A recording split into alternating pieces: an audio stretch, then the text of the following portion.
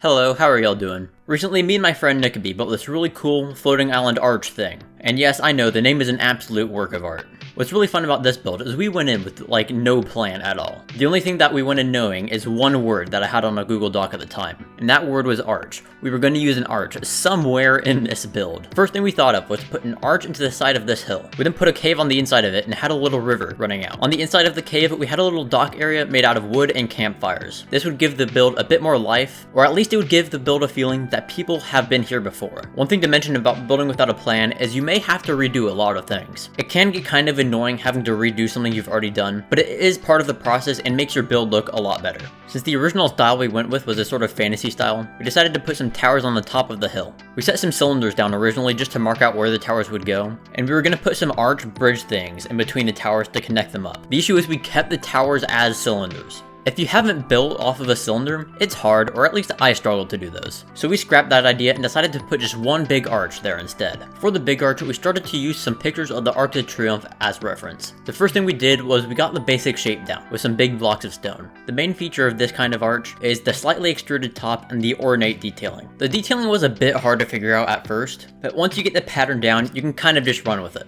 If you struggle with detailing like this, it helps a lot to divide everything down into smaller sections. Making the sections you're detailing smaller just makes it easier for your brain to take in. Next, we had to move back to the other arch with the river. It didn't fit the style anymore, so we had to change it a bit. We decided to just make it a mini version of the big arch to make it fit the style of the build. This is also when we decided to move the build up into the sky to make it a floating island. I don't really remember why, it was just a cool idea, so I guess we did it. When we were done with the mini arch, we went back to mess with the main arch. I decided I didn't really like the colors that we left the main arch as, so I messed with them a bit until I got a better mix of cobblestone and andesite for the fill color. I also needed to add to the inside of the arch. It was fairly empty how we left it, so I added another pattern, similar to the ones on the front, just to add a bit more detail. Alright, enough of the big arch, we need water. Ignoring where the water comes from, the water from the river needs a place to go. We decided to solve this by putting a waterfall flowing off of the island. You can make these cool water designs by placing down a placeholder block, and then surrounding it with barrier blocks. Then you can replace the placeholder block with water, and since the water is being held in by the barrier blocks, your shape won't be ruined by water physics. This helps us make this cool looking waterfall shape that I like a lot. Now all we had to do was tidy everything up. The path was still a bit messy, so we had to fix up the grass around it. We also needed to put some vines on the arches to make the area look like it's being reclaimed by nature. And also it's kind of a given at this point, we made some custom trees and placed them around the build just to finish off the atmosphere.